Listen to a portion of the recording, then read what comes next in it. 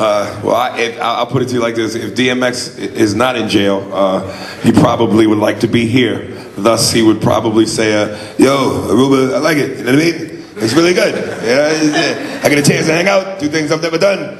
You know, and y'all got some of the best marijuana ever. Yeah. So, yeah.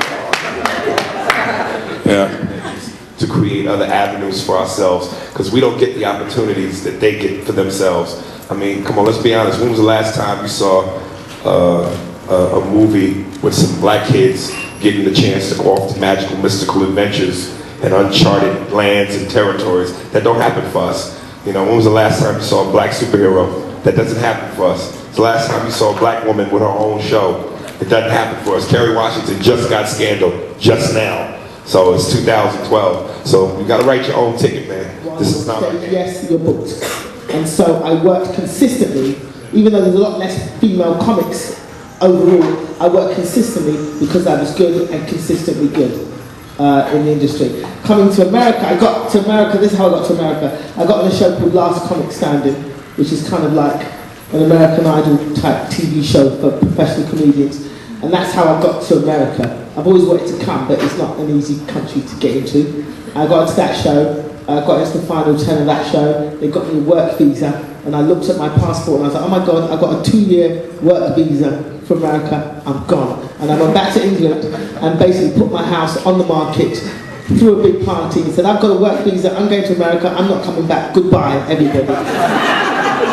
And that's literally what I did. I sold my house, gave away and sold everything I owned, and literally turned up in America for this TV show with just 2 suitcases to my name. It was like, right, I'm going to be here for a minimum of 2 years.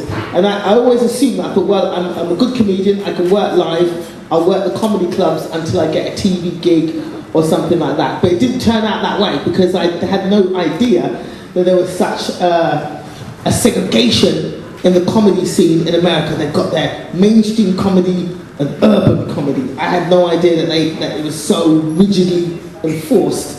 Because in England, yeah, they have an urban scene and a mainstream scene, but as long as you're funny to everybody, you'll get work.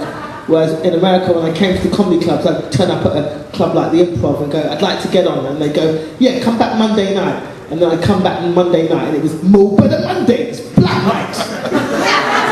And I was like, well, I could perform to anybody. So that was a struggle in the beginning, proving to, you know, the mass audiences and the comedy clubs that I can perform to anybody, because they have a specific view. They see a black female comedian and they assume that we're all going to be very vulgar, cursing constantly and talking about sexual stuff and talking about our genitalia non-stop. So I had to kind of go, well, actually, there's different types of comedians out there and I'm not necessarily one of those. So, but other than that, I've been accepted with open arms by the comedians. I've started to work my way into the comedy clubs. People are starting to respect me more, and I've managed to, you know, book a few good TV shows. I did like, you know, the Tonight Show with Conan, and I've appeared many times with Jay Leno playing like a fake sidekick, and then also did Def Comedy Jam, Martin Lawrence show. So I basically managed to book a nice broad range of TV shows to show that I can perform to any audience. And then plus I shot my own special that I sold to Showtime